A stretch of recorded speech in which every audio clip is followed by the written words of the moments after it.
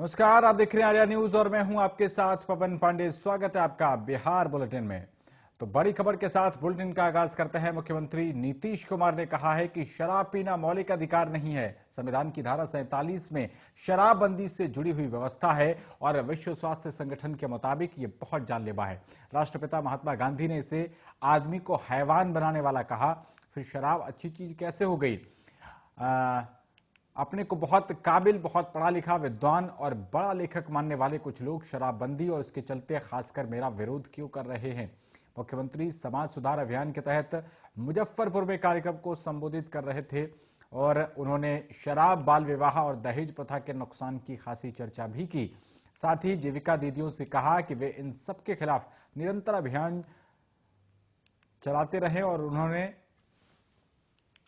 Police प्रशासन को निर्देश दिया इस काम में जीविका दीदियों को पूरी मदद की जाए। और मुख्यमंत्री ने कहा कि सब लोग सही रास्ते पर चल ही नहीं सकते, कुछ तो गड़बड़ दाएं बाएं करेगा ही। ऐसों पर हमारी गंभीर नजर है। उन्होंने परिवार समाज के विकास में लड़कियों और महिलाओं की महत्व के बारे में विस्तार से बताया और कहा कि महिलाएं ना होती तो हम सब इस धरती पर होते क्या।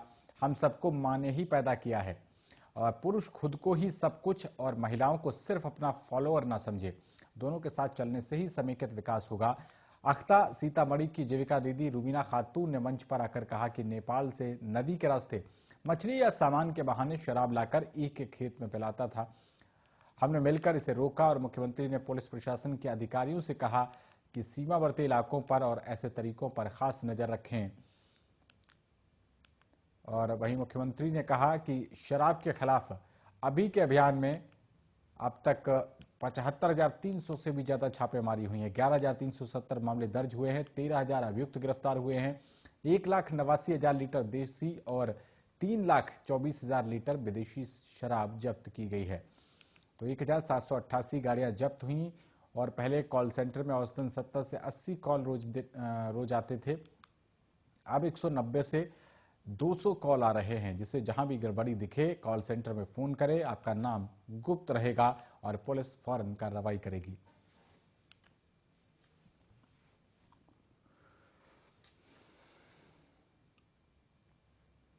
उधर कोरोना वायरस ने 157 दिन बाद बड़ी छलांग लगाई है। राजधानी पटना में कोरोना की रफ्तार 434% बढ़ गई है। 25 जुलाई 2021 को पटना में मात्र 6 नए मामले आए थे। अब बुधवार को 26 पॉजिटिव केस आए हैं। वहीं पूरे प्रदेश में बीते 24 घंटे में 77 नए केस सामने आए हैं। 25 जुलाई को 81 केस आए थे। बिहार में हालात कैसे खतरनाक हो रहे हैं, इसका अंदाजा आंकड़ों से लगाया जा सकता है। सीएम नीतीश कुमार ने भी बिहार में तीसरी लहर की दस्तक की बात कही है। साथ ही लोगों से अलर्ट रहने और कोरोना गाइडलाइन का पालन करने को कहा है। पटना के बाद गया में सबसे ज्यादा मामले आ रहे हैं। बुधवार को तो गया पटना से आगे निकल गया और वहां 29 नए मामले आए।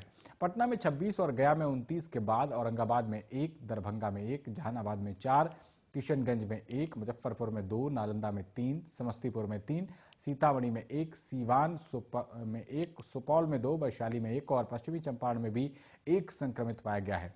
इसके अलावा एक संक्रमित अन्य राज्य से आया है। बुधवार को 17 संक्रमितों की रिपोर्ट नेगेटिव आई।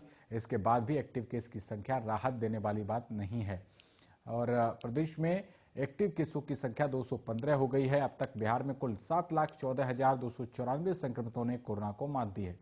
बिहार की रिकवरी रेट 98.31% है। बुधवार को राज्य में 1,69,661 लोगों की कोरोना जांच कराई गई है और अब तक 7,26,606 लोग कोरोना संक्रमित हुए हैं। वहीं 12,096 लोगों की संक्रमण के कारण मौत हो गई है। पटना में अब एक्टिव मामलों की संख्या 103 पहुंच गई है। मंगलवार को यह संख्या 76 थी, लेकिन एक ही दिन में एक्टिव केस का आंकड़ा 100 पार कर गया है। अब संक्रमण की रफ्तार को कम करने के लिए कवायद तेज कर दी गई है। संक्रमण के बढ़ते मामलों को लेकर स्वास्थ्य विभाग ने बाजार और सार्वजनिक स्थानों पर चौकसी बढ़ाने को कहा है। संक्रमण के मामले को लेकर 31 दिसंबर और 1 जनवरी के कार्यक्रम को लेकर मंथन चल रहा है। पार्कों में तालाबंदी का आदेश जारी कर दिया गया है। सार्वजनिक स्थानों को लेकर भी सख्ती का आदेश दिया गया है।